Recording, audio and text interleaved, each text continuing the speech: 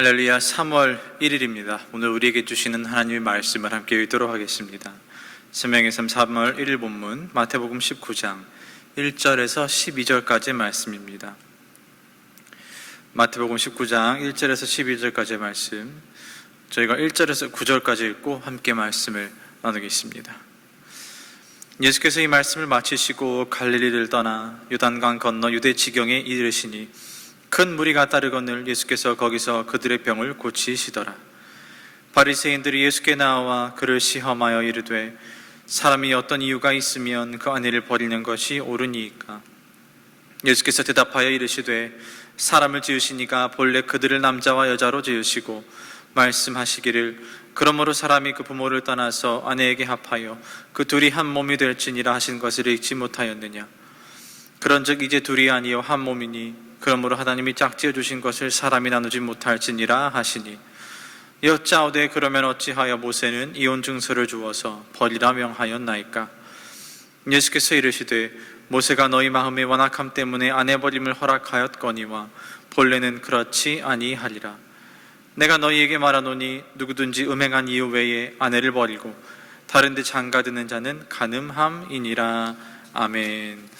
3월 1일입니다. 3월도 저희가 계속해서 이 마태복음 말씀을 나누면서 예수님께서 이 땅에 계실 때 그 남기신 발자취를 함께 돌아보고 또 우리에게 주신 이 말씀으로 우리 스스로를 깨울 수 있는 시간을 보냈으면 좋겠습니다. 이 마태복음을 계속해서 읽으면서 저희가 한 가지 발견하게 되는 예수님의 모습이 있어요. 예수님은 많은 시간을 사람들과 함께 보내셨다는 겁니다. 주로 혼자 계실 때 예수님께서 기도로 그 시간을 보내셨다면, 그렇지 않은 경우 대부분을 제자들과 또 예수님을 쫓는 무리들과 예수님의 시간을 함께 보내셨습니다. 함께 말씀을 나누고 또 떡을 떼며 잔을 나누고, 병든 자들이 있으면 그들을 고쳐주시고 그들의 이야기를 들어주시고, 또 마음이 무너진 이들이 있으면 이들이 다시 한번 믿음으로 세워져서 잘 살 수 있도록 격려해 주셨습니다. 그래서 많은 경우 예수님을 쫓아오던 사람들은 주로 예수님을 갈급해해서 예수님이 주시는 말씀, 그 은혜를 사모하고자 나온 이들이 참 많았어요. 예수님은 가시는 곳마다 사람들이 쫓아다닌 거죠. 유대 땅에 가실 때도 똑같이 말씀을 전하시면서 기적을 베풀어 주시고, 그때마다 사람들이 쫓아오고, 사마리아 땅에서도 똑같이 하시고, 갈릴리에서도 마찬가지로 하셨습니다. 사람들과 생활하시면서 그들과 호흡하시면서 함께 말씀을 나누시며 사역했습니다. 그런데 예수님을 찾던 많은 사람들이 있지만 모두 다가 예수님이 좋아서 쫓아온 것은 아니었어요. 어떤 사람들이 있었는가? 예수님을 시기해서, 질투해서 찾아온 사람들이 있었습니다. 예수님이 가지고 계신 그 말씀의 능력을 두려워해서 혹시라도 저 예수란 사람이, 나사렛 예수란 사람이 내가 가지고 있는 영향력보다 더 커지지 않을까 두려워해서 찾아온 이들이 있습니다. 당시에 많은 바리새인들과 사두개인들을 비롯한 종교 지도자들이었습니다. 이 사람들은 예수님을 미워했어요. 싫어했습니다. 예수님의 눈에 가시인 거예요. 내가 알지 못하는 것을 예수님이 알고 내가 할 수 없는 일을 예수님이 하셨기 때문에 그들은 예수님을 시기 질투하였습니다. 왜냐하면 자신들이 말씀을 가르치고 강해할 때는 사람들의 인생의 변화가 일어나지 않는 거예요. 사람들이 똑같이 삽니다. 말씀을 듣기 전이나 후나 그들의 모습이 똑같아요. 그런데 주님의 말씀을 듣는 사람들의 인생은 변하는 거예요. 그들의 인생의 전과 후가 완전히 바뀝니다. 그러니까 이거를 듣고 목격하게 되는 겁니다. 뿐만 아니라 자신들은 이 하나님의 기적을 말로만 전해 들었어요. 그들의 선조들을 통해서 고전으로 들었습니다. 모세와 엘리야 시대 때 일어났던 수많은 기적들, 그들은 듣기만 하였는데 그 기적을 이 시대에 예수님이 똑같이 베풀어 주시는 겁니다. 그래서 이 사람들이 예수님을 달갑게 볼 수가 없는 거예요. 사실 그런 예수님을 봤다면 이 사람들은 예수님을 시기와 질투할 게 아니라, 내가 할 수 없는 일을 주님이 하시는데 주님은 과연 누구신가? 나도 저렇게 하고자 한다면 내 자신을 어떻게 바꿔야 하는가? 내 자신의 무엇이 문제인가? 자신을 돌아보고 주님이 누구신지를 더 찾았어야 됐는데 이 사람들은 그게 반대로 되었던 겁니다. 주님을 시기하고 질투하고 나는 높아지려고 하고 주님은 계속해서 깎아내리려고 했던 사람들이 당시의 종교 지도자들이었습니다. 만약에 이 사람들이 깨어 있었다면 이 사람들은 예수님을 시기 질투하지 않았을 거예요. 오히려 마치 오늘날 우리가 유명한 말씀 강사가 있으시면 이렇게 교회에 꼭 모셔다가 말씀을 듣고 싶어 했던 것처럼 이 사람들 또한 당시 예수님을 모셔다가 그 말씀을 앞에서 들었을 겁니다. 그러면서 많은 은혜를 받으면서 눈물을 흘리고 회개했을 거예요. 근데 이 사람들의 마음엔 그런 게 없습니다. 예수님은 시기와 질투의 대상인 겁니다. 예수님을 모시기는커녕 어떻게 하면 쫓아다니면서 예수님을 창피를 줄까? 예수님의 명성을 어떻게 하면 내가 깎아내릴 수 있을까? 늘 고민하던 사람들이 당시 종교 지도자들이었습니다. 오늘 본문의 말씀에서도 이 불청객들이 또 등장하는 거예요. 바리새인들이 와서 예수님을 쫓습니다. 어떻게 하면 예수님에게 창피를 줄 수 있을까? 그래서 3절에 이렇게 말을 합니다. 바리새인들이 예수께 나와 그를 시험하여 이르되, 예수님을 시험합니다. 그런데 여러분, 이 시험에는 두 가지 종류가 있어요. 하나는 떨어뜨리기 위해 만든 시험이 있습니다.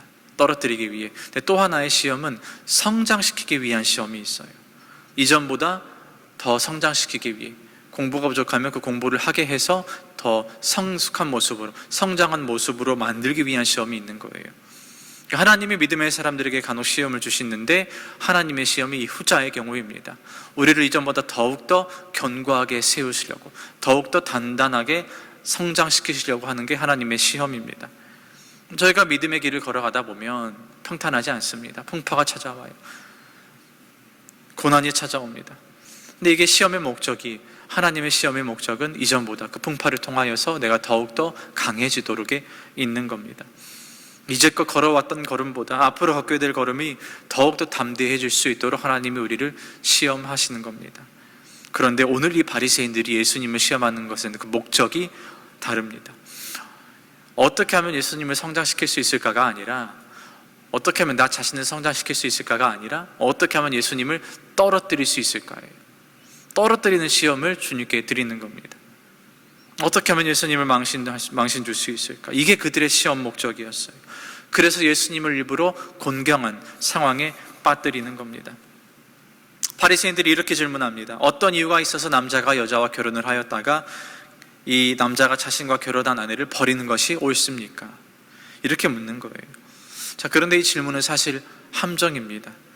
왜냐하면 바리새인들도 몇 가지 분파로 나누어져 있었는데, 하나는 아내가 간음하였다면 이혼할 수 있다는 율법을 따르는 파와, 간음이 아니더라도 다른 이유로 충분히 이혼할 수 있다, 이 또 다른 파가 있었어요. 그러니 예수님께서 이 대답에, 이 질문에 어떻게 대답하시든 다른 한쪽 이 분파로부터 공격을 받게 되어 있는 거예요. 그러니까 이것을 생각하고 사람들이 예수님을 시험하는 겁니다. 자, 그런데 중요한 것은 예수님의 의도를 정확하게 파악하십니다. 그래서 하나님이 짝지으신 것을 사람이 나누지 못한다는 이 창세기의 말씀을 인용하시는 거예요.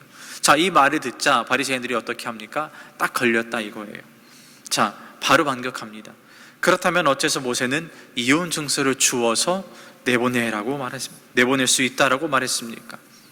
이게 또 중요한 거예요. 왜냐하면 먼저 예수님이 말씀하신 대로 이혼해서는 안 된다, 사람이 가를 수 없다라고 말을 하게 되면 이스라엘이 가장 존경하고 선망하는, 사랑하는 이 선지자인 모세를 반대하게 되는 것이고, 만약에 예수님의 말씀을 번복하시면 그 공개적인 자리에서 주님의 권위가 추락하게 되는 거예요. 하지만 여기서 예수님께서 우문현답을 하십니다.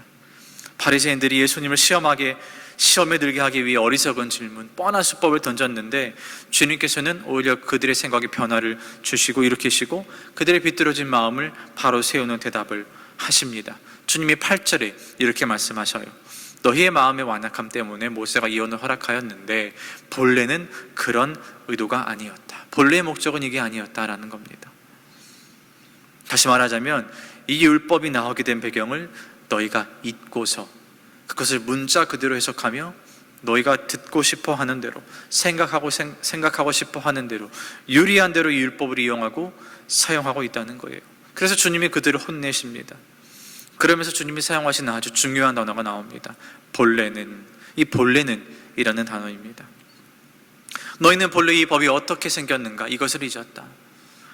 너희는 본래 왜 이 율법이 너희에게 주어졌는가, 하나님이 왜 이 율법을 너희에게 주셨는가를 잊었다. 너희 마음대로 코에 걸면 코걸이가 되고 귀에 걸면 귀걸이가 되는 이 식으로 사용하고 있었기 때문에 주님은 그들을 혼내신 거예요. 여러분, 율법의 본래 역할이 무엇입니까? 이걸 생각해 봐야 됩니다. 율법의 본래 역할은 내가 어떻게 하면 하나님 앞에서 더욱더 올바르게 살 수 있을까? 하나님 보시기에 하나님을 기뻐하실 수 있는 인생, 내가 어떻게 하면 그런 인생이 될 수 있을까를 가르쳐주는 역할이었습니다. 그러니까 어떻게 하면 하나님을 더욱더 사랑하고, 어떻게 하면 하나님께서 나에게 주시는 이웃을 더욱 사랑할 수 있을까가 율법의 본래 목적입니다. 그런데 이 시대는 그렇지 않았어요. 율법이 변질되었습니다. 율법의 본래 역할은 다 변질되어서 어떻게 하면 하나님을 더욱더 사랑할 수 있을까가 아니라 어떻게 하면 하나님을 사랑하는 척하면서 나를 더 사랑할 수 있을까? 또한 어떻게 하면 이웃을 더욱더 사랑할 수 있을까가 아니라 어떻게 하면 내가 저 이웃보다 더 높다, 더 낫다, 이걸 증명할 수 있을까? 이것을 증명하는 도구가 되어버린 것입니다. 율법은 본래 어떻게 하면 내가 하나님이 원하시는 모습의 인생으로 변화될 수 있을까? 그러니까 선한 모습으로 나 자신을 돌아보게 하는 거예요. 이게 율법입니다. 자, 그런데 바리새인들은 이 율법을 선한 의도로 사용하는 게 아니라 악한 의도로 사용하고 있었어요. 왜냐하면 실제 이 율법에는 당시의 사회적 약자들을 도와줄 수 있는 장치들이 여럿 있었습니다. 그러니까 예를 들어서 이방인들을 핍박하지 말라는 이 법이 있었고, 또한 뿐만 아니라 7절에서 말하고 있는 이 이혼 증서의 법 또한 당시 여자가 이혼하면 갈 곳이 없기 때문에 사회적으로 아무 문제가 없도록 보호해주는, 이 도와주는 역할을 하는 장치였던 겁니다. 이게 그 이혼 증서의 역할이었어요. 그런데 이 당시 이혼 증서는 그냥 내쫓는 역할로 바뀌어버린 거예요. 그러니까 율법이 이 사람들의 입맛에 변질되어 버린 겁니다. 그러니까 이런 역사적 배경과 본래 율법의 목적은 다 배제한 채 오로지 예수님을 시험에 빠뜨리려고 자신의 이익과 관심에 맞게 율법을 재해석해서 악용하고 있는 겁니다. 마치 오늘날 성경을 잘못 해석해서 그러니까 자신의 이익과 관심에 맞게 악용하는 것과 똑같은 이치입니다. 우리는 이런 사람들을 이렇게 불러요. 거짓교사. 거짓교사는 다른 게 아니라 하나님이 주신 율법을, 하나님이 주신 말씀을 내 입맛에 맞게 해석하여서 내가 원하는 대로 사용하는 겁니다. 그런 사람들이 거짓교사예요. 그리고 성경은 이 거짓교사를 분명히 멀리하고 경계해야 한다고 우리에게 명령하고 있습니다. 예수님이 이런 사람들을 모아놓고서 너희들 정신 차려야 한다 가르치고 계시는 거예요. 그리고 동시에 우리에게는 너희들은 이런 거짓교사들이 되면 안 된다, 이들의 누룩을 본받아서는 안 된다 말씀하고 계십니다. 광장의 성도 여러분, 거짓교사는 다른 게 아니라 하나님이 우리에게 주신 율법을, 이 말씀을 본래의 의도와는 다르게 하나님의 의도가 아니라 나의 이익을 위해서 사용하는 사람들입니다. 바라기는 저와 여러분은 이 본래의 목적에서 벗어나 하나님의 말씀을 악용하는 사람들이 되지 않게 되기를 주님의 이름으로 축복합니다. 기억하십시오. 주님이 우리에게 주신 이 말씀의 목적, 이 성경의 목적, 하나님을 사랑하고 이웃을 사랑해야 하는 이 본래의 목적, 저희들이 잊지 않고 늘 기억하여서 오늘 하루도 믿음 안에 거할 수 있게 되기를 주님의 이름으로 축복합니다. 기도하겠습니다. 하나님 아버지, 아버지께서 우리에게 율법을, 이 말씀을 주셨습니다. 어떻게 하면 하나님을 더욱 사랑하고 이웃을 사랑할 수 있을지 말씀을 통하여 주님께서 가르쳐 주셨습니다.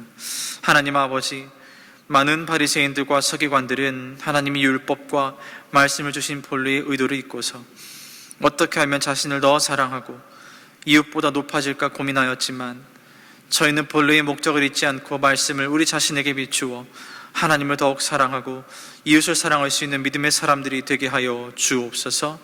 예수님의 이름으로 기도하옵나이다. 아멘.